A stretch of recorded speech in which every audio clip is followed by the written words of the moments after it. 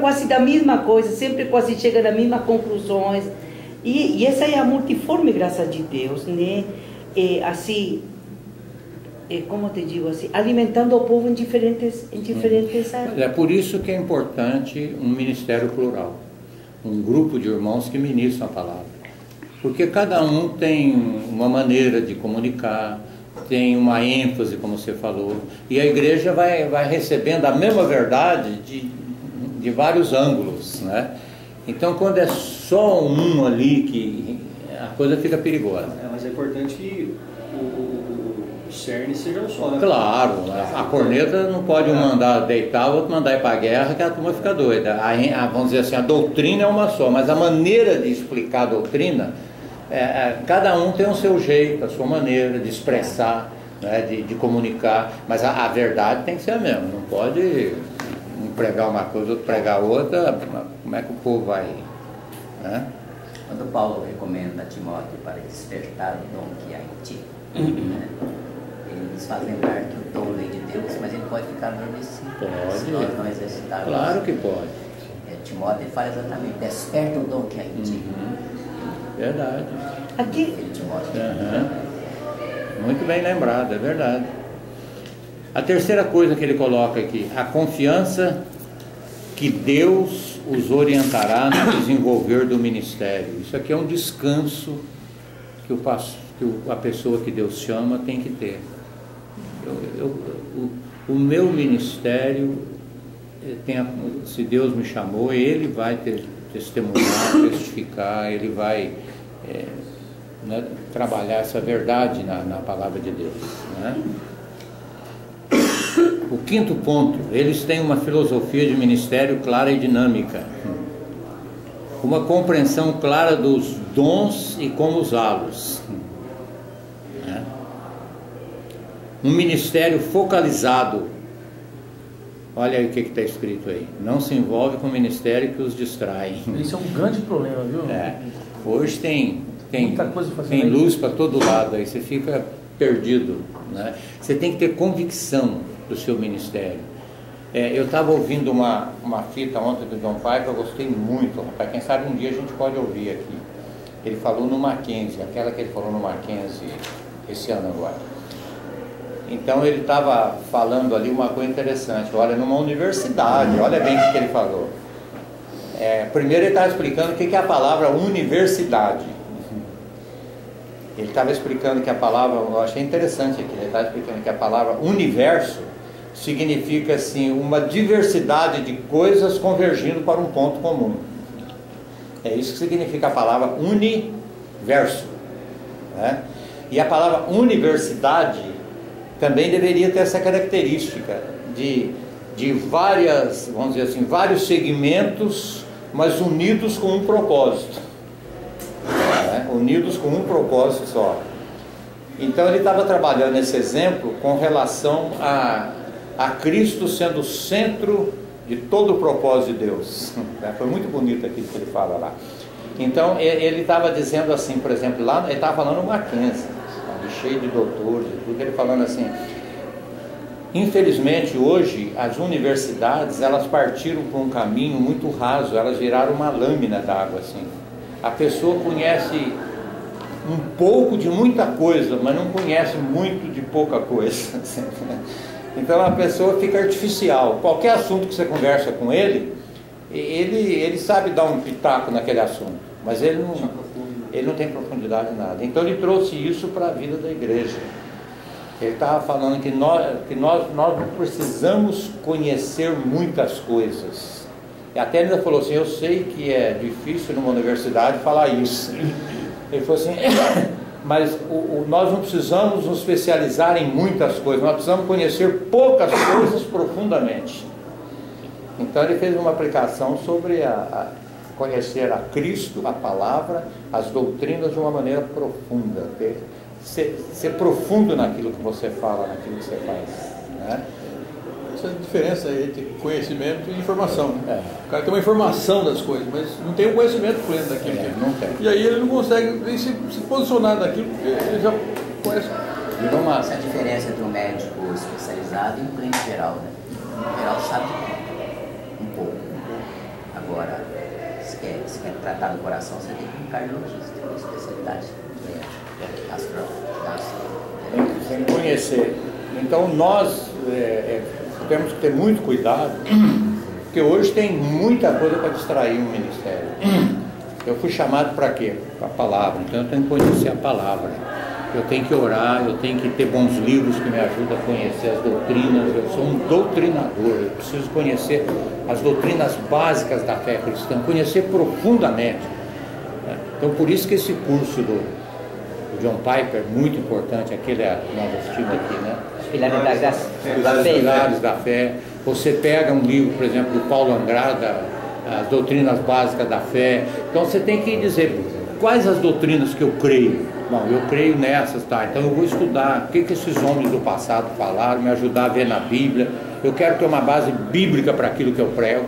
Eu não quero ser um papagaio e repetir coisas, porque hoje, infelizmente, os cristãos não têm base bíblica. Se você chegar na maioria até de pastores e de presbíteros, você chegar num presbítero de uma igreja qualquer, que ele defende uma teologia dele, e você falar, então, biblicamente, me dá a base do que você fala. Ele não sabe. Ele não sabe. Ele está lá porque o pastor fala, a igreja fala isso. Mas qual a sua base bíblica para isso? Ele não tem. Por exemplo, se você pegar a maioria dos que se dizem reformados e falar assim, dá alguns textos para mim, fala da sua base bíblica da eleição. O camarada não sabe. Então ele não aprofundou, é porque o pai dele era a igreja que ele está, prega isso, mas ele não tem conhecimento. Ele não tem conhecimento doutrinário. Acho que nem prega, né? Eu estou um pouco impressionado, eu falo muito da minha classe lá, né? Porque é um contexto que eu estou inserido agora. Mas a doutrina, ninguém se fala mais disso. Na verdade, os pastores estão pregando nas suas igrejas, a doutrina é má. É má. É isso que eu pego com meus amigos de sala de aula. Quando se fala de doutrina, todo mundo quer fugir. Dos palavrinhas. Eles falam doutrina, gente. Aí vem aqueles discursos cristãos. É a palavra de Deus que tem que se olhar. Não é para ensinar doutrina, isso que eu falo mesmo. Mas é uma falácia isso muito grande. Mas toda pessoa. Na verdade, aí foi um debate grande lá, porque não, a verdade, a igreja parece que está cheia de essas coisas que nós vemos nas igrejas, é por falta de doutrina. Claro. Exatamente. E os discursos em geral, nas igrejas, até mesmo pelos pastores, que a consequência são eles, é que o problema é porque se fala, prega doutrina. Ao contrário. É o contrário, é a falta de doutrina. E não há nada mais prático. Eles acham que doutrina é costume de entendimento do termo. Entendimento do termo, doutrina. Então aí pega geral.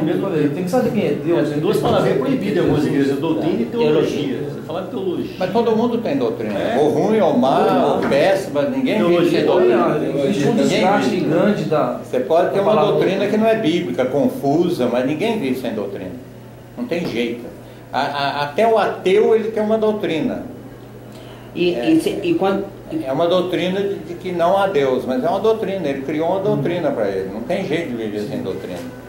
E tem mais, toda pessoa, esse é um pensamento de um irmão que eu gostei muito, ele diz assim, que toda pessoa ateológica, toda pessoa que não gosta de teologia, ele tem uma teologia definida na vida dele, que é a autonomia humana. Eu sou a minha teologia. Toda pessoa que fala, eu não quero saber teologia, você fala, tá, mas o que é? Não, eu penso diferente. Mas então você tem uma teologia. Não tem jeito de viver.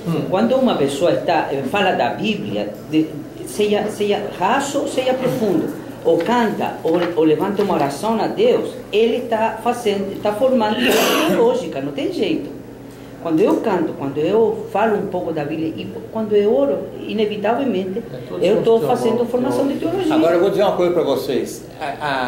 Existe uma guerra espiritual que nós temos que entender isso. Quando eu comecei a comunidade Maricá, que eu comecei a trabalhar doutrinas, já tinha um grupo grande.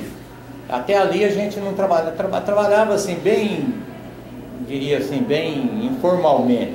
Mas quando eu comecei mesmo a dizer, não, eu acho que precisa doutrinar. Eu lembro que eu dei cursos dos pontos do armenianismo, do calvinismo, o que é o pelagianismo, rapaz, mas deu um sururu na comunidade. Isso há muitos anos atrás. Quando você formaliza, Não sei se o você... Ricardo já estava. Peião. Nossa, mas teve hoje irmãos apaixonados pela predestinação, pela eleição. Teve irmão que na saída da reunião lá me pegou pelo braço assim, falou assim: você não vai parar com esse negócio de doutrina aqui, nós não queremos saber de doutrina não. Eu entendi, eu falava, o remédio está fazendo efeito. Ah, assim, Paulo? O remédio Não, teve gente que foi embora, né? tem famílias que foram embora. Não era você não, Maurício. Tem muitas famílias que foram embora. Tem alguém que frequentou Aqui não tem uma doutrina que mais faculdade? cria essa reação das pessoas do que a da eleição, né? Sempre frequentou Dá até um ódio, as pessoas tinham ódio, né? Você não frequenta mais, eles Deus são que calvinistas. É o problema. Daí eu acho que é porque... E sempre é uma... Ele foi para outra comunidade, menos calvinista. A igreja Paulo é herética mesmo. Então, se você não trabalhar a doutrina, de qualquer maneira a igreja vai ter doutrina, só que vai ter uma confusão doutrinária, vai virar uma coxa de retalho. Ali dentro você tem gente que crê na eleição, outro que não crê, um que ora para foguinho, outro que não ora, vira uma confusão. A salada mista. Então você tem que, e a maneira de você selecionar o auditório é a mensagem. Assim como um restaurante seleciona os clientes pelo tipo de tempero e comida que ele faz, né? Por exemplo, se eu chamar um de vocês, vamos almoçar em tal lugar, a comida lá não gostei não. Você vai de acordo com a comida. A igreja você vai de acordo com a mensagem. Você seleciona o teu auditório. Se você começar a pregar a Bíblia, as verdades, talvez vai ser menos gente, mas gente que quer a palavra, que quer ouvir a palavra. E é gostoso você ouvir testemunho assim.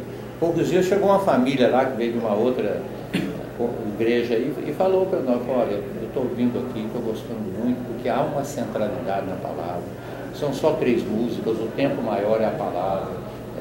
Então, devagar as pessoas que têm fome e sede da palavra vão vir. Porque o resto vai virando um show, e show vai cansando. Você tem que inovar. Show você tem que mudar o cenário, mudar os artistas, você tem que fazer a coisa nova, porque senão... segurança, né, Paulo? Se você está seguro em Deus, na palavra, de que aquilo, você está na palavra... Se tiver meia dúzia, você está tranquilo com aquela meia dúzia. Aqueles que estão ali estão aqui por causa do motivo correto, né? A motivação é aquela. Aí ele põe aqui, muitas vezes, uma declaração escrita, até para a gente mesmo, a gente precisa fazer uma declaração, ver o que eu creio que Deus me chamou, quais as doutrinas que eu acho que são importantes ensinar. Eu vou pôr aqui para eu lembrar que eu preciso trabalhar dar um curso disso aqui para alguns. No meu sermão eu tenho que ir destilando essas verdades. O que eu creio, né? O que eu creio, né? O Jonathan Eduardo, ele escreveu as resoluções, aquilo que ele acreditava. Bem lembrado. Eles têm uma perspectiva vitalícia de ministério, isso é outra coisa muito importante. Não tem esse negócio de pastor jubilar, aposentado. Ele pode até jubilar no sentido de não estar mais à frente de uma igreja, vamos dizer assim, por condições físicas e tal, mas o prazer dele é ministrar a palavra. Onde ele tiver, vai ter sempre alguém ao redor dele querendo ouvi-lo, né? O meu avô da minha esposa, ele saiu, né, da Índia, aposentou lá aos 82 anos, ele chegou na Inglaterra também, aposentado, aí foi pastorear, não aguenta, né? Não, e não tem jeito, você tem prazer, você está cheio da graça de Deus, um vem conversar com você, você fala, aquele fala, rapaz, vamos ali na casa daquele irmão, rapaz, mas é tão gostoso, quando você vê tem um grupo ao redor de você, não tem jeito. Não tem jeito. Ele pastoreou numa igreja mais por 15 anos, não, por 10 anos, e aí ele queria já se mudar para um asilo para poder, até com 94 agora. Aí a família teve que falar, não tem jeito, não é possível. Pretendem continuar enquanto puderem. Amam o que fazem. Isso aqui é muito importante.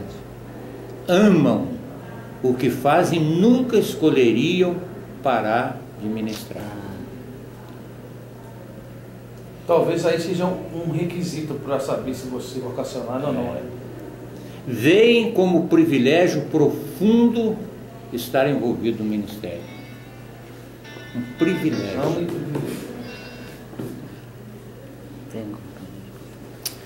Amém. Leva isso aí, repensa, releia, reveja, estude, Chore. morda, rasgue, Tire faça cópia, qualquer dá para os coisa, pastores. rasga. Ah, não. Quando Mas for- eu arrumar inimigo. Esse é o Arrumar homem. inimigo. Conheci.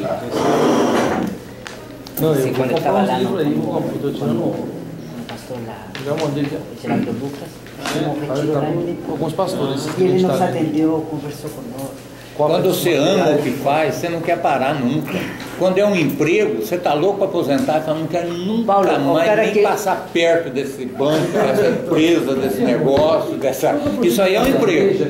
Mas o camarada que faz o que gosta, Cara, não quer parar o nunca. camarada que ama o que ele faz, ele não quer parar nunca. Por exemplo, um camarada que gosta de pescar, esse dia eu estava conversando com o irmão, o pai dele está doente, está fazendo hemodiálise 2 vezes por semana, está com 80 e tantos anos, o pai dele foi um apaixonado por pescaria. Ele falou, rapaz, se você sentar perto do meu pai, a conversa dele é pescaria, e eu ainda tenho que levar de vez em quando, nem como, não pesco, pago de pescar. Ele ama ficar preparando as coisas para pescar. Aquilo ali é a vida dele, é a vida dele. Eu creio que sim. O cara que joga futebol, Paulo, o cara que tá velho, tá cansado, já não corre, já não acertou na bola. Restaurado. Aí, Por que você tá olhando pro Mauri aí? Não, olha, tá olhando pro Mauri Que aqui. proíbe, tem? Paraninha aqui. Ah, que paraguaio, rapaz. Por isso, O cara quer pra jogar bola, não para nunca. por isso que eu falo assim, você quer conhecer uma pessoa, pergunta o que ele faz, pergunta o que ele mais ama. É verdade. Argentino não, né? às vezes, uma congregação e começa em outro lugar, onde tem mais. E se chegasse para as nossas esposas e para os nossos filhos, eu falei isso na reunião passada, né? E perguntasse para eles assim, o que o seu pai e o seu marido, perguntasse para a esposa e para os filhos, o que ele mais ama, o que será que nossa esposa e nossos filhos falariam? Depende assim. O que ele tem mais prazer na vida? O que ele gosta? O que é o momento mais feliz dele? Quando ele está lendo a Bíblia, lendo um bom livro, falando de Cristo, conversando com alguém. O que ele gosta? O que ele mais gosta? Entendeu? Tratar o relacionamento. Por que ele larga tudo para ir Onde ele fazer? caiu, qual os princípios que ele quebrou, como é que estava o relacionamento dele. Porque ninguém cai de repente. Fala que é Com licença, doeu. Não pergunta, essa pergunta nunca pra minha esposa. Ele cai. O que ele larga tudo para fazer? Não pode ser.